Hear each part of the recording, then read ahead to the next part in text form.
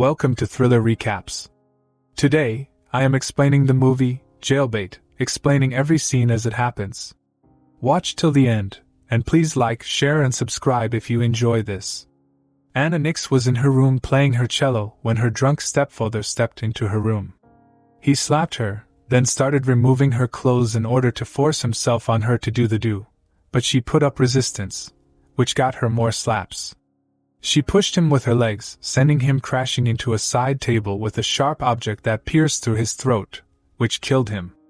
At the police station, her mugshot was taken, then she was taken to court where she testified that she hadn't meant to kill him, but her mom Betty testified against her, saying that her stepfather had never been abusive to her. The judge sentenced Anna to 4 to 9 years in a maximum security juvenile correctional facility. Anna was transferred to the facility along with other girls. They were stripped and searched, then they were given their uniforms. The warden of the correctional facility, Frank Barrigan, addressed them, telling them to follow his orders and those of the officers. Anna was shown to her cell where she met her cellmate Jeannie, who told her that she'd been there for more than 5 years. The next day, Anna was approached by Cody, the leader of a women gang, who checked her skin for signs of abuse. When Anna tried to walk away, Cody told her that she just wanted to be her friend and that women in there might appear as innocent girls but they were monsters, including the warden and the officers. Cody asked her to join her gang, but she refused. So she threatened her with a knife, letting her know that the rules were different there from the outside world. Cody and her gang approached her again at the cafeteria, offering her protection for joining their gang. She pointed out that Anna was being watched by a lot of people, but Anna refused again. Cody warned her about there being a consequence for refusing her offer and embarrassing her in front of her gang. Then she tripped Anna, making her fall along with her food. They ambushed Anna while she was mopping the floor, taking her to a room where she was then beaten up as retaliation for her refusal. Threatened not to tell on them, Anna told Correctional Officer Linda that she hadn't seen her assaulters clearly. The prison nurse Jane Makara advised Frank to go for help if they kept going after her. Anna took the advice and asked Frank to instruct the girls to stay away from her. He offered her protection only if she do the do with him there, but she declined, so he sent her out of his office.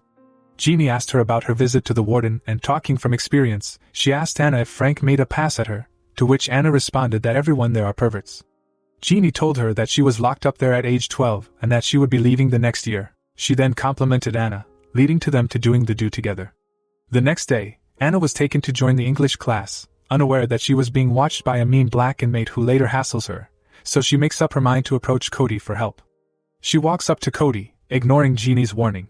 On getting there, she is stopped by one of Cody's girls who tries to send her away by pushing her, causing a fight to start between them until a guard breaks up the fight. He gives them a warning before leaving. Cody gives her a chance out of respect as Anna had held her own during the fight, even though some of her girls were against it. Cody mentions Anna's charges, telling her that she has her sources of information. Then she tells Anna that she would have to prove herself to join her gang. She is told to fight a black girl so they can record it with a phone they possess. Anna goes in search of the girl with a gang following behind her, and when she finds the girl, a fight breaks out between them. The guards rush in to break up the fight. Anna is kept naked in solitary confinement where she spent a day before she is then taken to Frank's office. He threatens to keep her there for 2 more weeks if he liked, which would be torture unless she gave him a blowjob. Not having a choice, she complies.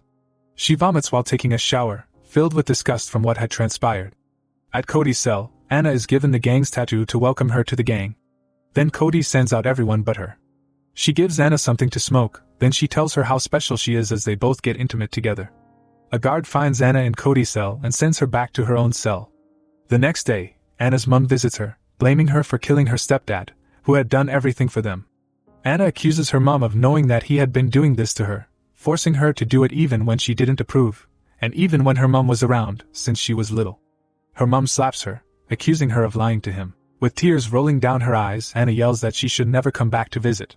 While with the gang, Cody tells Anna that she did well for killing her stepfather, who had been doing it forcefully with her for years. Then someone spots the black girl approaching with a knife, which is detected before she gets to Anna. A fight breaks out between the black girl's gang and Anna's, and the guards rush in to break up the fights. Anna is taken to Frank's office where he forces her to smoke and engages in unwanted intimacy with her, leaving her powerless to save herself. She slaps Jeannie, but immediately apologizes. Then, a guard takes her to Frank's office when he sees Jeannie's bruise. She accuses him of forcefully engaging in intimacy with her without her consent, but he debunks her claim, warning her about the harsh reality of prison life. She goes to Cody for a smoke, which Cody provides, but then instructs Anna to start getting her own. Anna tells Cody that no one cares about her, and she wants to be left alone, upsetting Cody, who sends her away from her cell. Anna tries sitting with Jeannie, but she moves away. Anna sees some girls shooting up something into their veins, so she approaches them.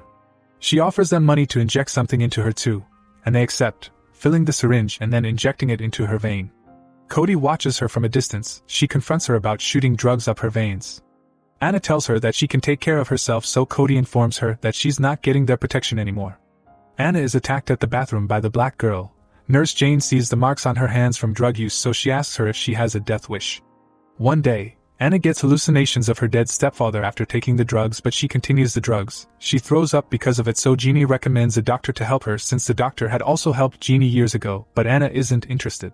Anna starts a fight with the black girl, which also breaks out around them too. The guards restrains all the inmates involved. Anna is locked up in solitary, but then Frank releases her after she promises to be good. Anna is throwing up in her cell due to withdrawal when Cody comes to her cell to reprimand her for having drugs shot into her veins. She asks her if she has a death wish, then she says that half of the women she is sharing the syringe with has AIDS. Anna tells her to leave her alone, then Cody leaves after hitting Jeannie. Anna tells Jeannie that she wants to stay on her own like her as they cuddle together. The next day, Jeannie tries to stop Anna from getting drugs, but she is unable. Cody stops the girls from giving the drugs to Anna, telling her that she cares about her to let her waste her life, so she should come with her. Anna creates a scene so the guards flood the place as she threatens to kill herself with the object she has on her neck. One of the guards tells her to remove the object, but she refuses. Frank joins in, talking to her, threatening to keep her in detention for a month, but she tells him she doesn't care anymore. The object is struggling out of her hands, but not before Frank gets caught by it. Anna is placed in solitary confinement, where she experiences strong waves of withdrawal for days until she uses a broken piece of a plastic tray to slit her wrist. She is discovered by a guard, then taken to the clinic where she meets Dr. Ken, who does a psychological evaluation on her to check if she's mentally stable. Anna tells her that she is fine and just wanted to get out of the confinement room. She is given a bed at the psych ward to recuperate, but handcuffed to the bed. She meets Nurse Jane, who removes her cuff after she assures her she won't do anything. Jane asks her why she gave up a full scholarship for a conservatory. Anna tells her to mind her own business, and as a response, Jane tells her that it's the first thing in her mind. One night, a girl sleeping on another bed beside her starts choking while having a seizure, so Anna calls for help, but she dies. Shaken by this, she apologizes to Jane for what she said. Jane asks her if she wants to talk to someone, and Anna replies that she would like to see her mom. Her mom comes to see her. Betty apologizes to her, telling her that she's the one that's supposed to be there instead of Anna. Betty tells her that when she leaves there, she should go to the conservatory, and that she would go with her even if she has to tell the judge and their lawyer that her stepfather really did the do with her without her consent, and he did it forcefully. Anna is informed that Frank wants to see her, so she goes to his office. She agrees to give him her body as long as he protects her. Back at her cell, she uses a hot pen to cancel Cody's gang tattoo on her forearm. Anna tells Jeannie that she's the nicest person at the facility, and then she kisses her. Anna is harassed at the cafeteria where Cody and her gang throw food on her, and the black girl pushes her face into her food tray. Officer Linda takes her to meet Frank in a room. He gives her a cello to play at an upcoming talent show the facility was organizing, then he asks her to play it. She is cornered at an isolated place by Cody and her gang. Cody steps on her hands, talking about Frank giving her a cello to play, then she cuts her on the cheek. At the clinic, Frank asks her if Cody was responsible for what happened to her, to which she responds that she is. He tells her that Cody would be dealt with while he tries to discreetly touch her, but Jane, who's also present, sees his hands. Anna makes up her mind to talk to Jane about it. She goes to Jane's personal office to talk to her. She is told by an officer that the office is off limits, but Jane gives her permission to enter. Jane closes the door as she asks Anna about her suspicion concerning Frank, so Anna confirms that it was really bad. Anna tells her that no one would believe her even if her mom doesn't. Jane replies that she does, saying that she would get her brother-in-law involved who works for the governor. Meanwhile, Frank watches the exchange from the CCTV secretly installed in Jane's office. He sends some women to beat Jane up as a warning. Jane confronts Frank about it, but he plays dumb, so she leaves his office angrily. He makes a call giving the orders to have her killed. Jane is stabbed multiple times at the staff locker room, resulting in her death. Anna stumbles on her dead body. Frank accuses Cody of being responsible for Jane's death, claiming that Anna was next, but she doesn't believe it. The talent show begins and Anna participates in it, surprising other inmates with her ability to play the cello well. After the show ends, Frank congratulates Anna on her performance, telling her that she can keep the cello when she goes to give it to him. Then he tells her that he had scheduled a parole hearing as a reward for her performance. He tells her to remove her clothes, so she sleeps with him, not having a choice. Anna informs Jeannie about the parole. Jeannie tells her not to get her hopes up because Frank is well known not to stay true to his words. She adds, "What would Frank gain if he lets her go?" And this seems to get Anna thinking. Anna gets a letter with a date for her scheduled parole hearing. Anna goes to Cody to ask for help to bring Frank down. Cody gives her a phone, which she would use to record Frank doing the do with her. Anna wakes up from a nightmare where she's electrocuted after getting caught filming herself and Frank doing the do with her. On the day of the parole hearing, Frank makes Anna give him a blowjob, unaware that she was filming it. She is called in to be heard for her parole in front of a committee of 4 men, including Frank. She gets asked questions and then about the infractions during her time there. She explains that she got the infractions while she was trying to settle in and that she's grown up since then. Frank is asked for his opinion. He praises her for being special and talented with the cello, but he thinks she has a problem with authority, suggesting Anna remain there for some time more. The head of the committee tells her that with the infractions and Frank's recommendations, he was going to have to deny her parole. Before he could stamp it, Anna shows them the video she recorded being intimate with Frank. An officer is called to come take Anna away. Frank tells him that the video is staged, but the man doesn't think it is.